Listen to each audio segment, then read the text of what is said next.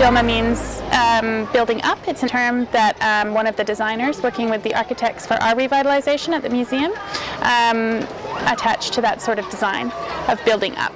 Children from ages 0, so infants, to 7 years old are invited to work with the architecture students and their parents to design and build a cubby house. We're building with children and families using 2 very simple materials, and using just these nodes and these tubes, you can make absolutely anything.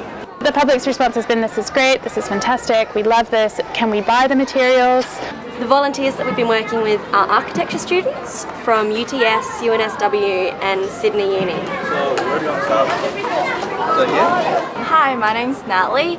I'm currently an architecture student at UTS. Well, I'm Tom Duffsey. I go to UTS. I study architecture. I'm in a second year at the moment. The idea of kids kind of building, kind of just for the sake of exploring and finding out about architecture just through the simplest means of creating things is the same reason I started studying architecture. And I want to kind of facilitate that discovery so that maybe they kind of get to the same passionate level that I'm at. I found out about this program from the university. And yeah, it's been a lot of fun. A really great benefit for the volunteers in this program is that it allows university students to interact with families in a way that they wouldn't normally during their course.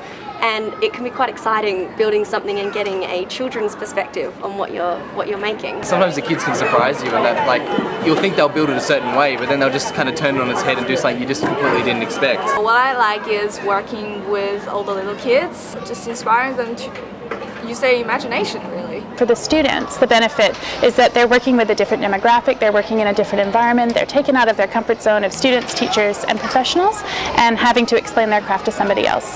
So it really gets them in touch with their craft and what they're learning, and explaining it to a different audience through the medium of play. You would have to tell them to actually make a base first before doing anything else, and build upwards, have structure to make sure it actually stays still. What I've actually found is there's a surprising number of kids who actually enjoy the act of helping you take it apart and take it over, stack it up, and I think some of them definitely learning some things from the deconstructing. And because then when they take it apart, they see where it starts to fall apart, and they actually kind of learn a bit about what was making it strong in the first place. The benefit to the visitors of having the students there is it's like an air of professionalism, and it just adds a sort of layer of engagement that I don't think you could find somewhere else. The fascinating thing about this is it's kind of beyond age, and that adults and kids both enjoy just as much, and then you get kind of giddy about making your own kind of structure you can get inside. Oh, awesome construction. I think the girls are a bit proud of their work somehow. I met a lot of new people from various different universities, learn about what they did, and yeah, it's just been really great. I definitely recommend volunteering for the Powerhouse just because it's not just the kids who are discovering new stuff, like you actually learn a lot more than you might think you would by just helping out.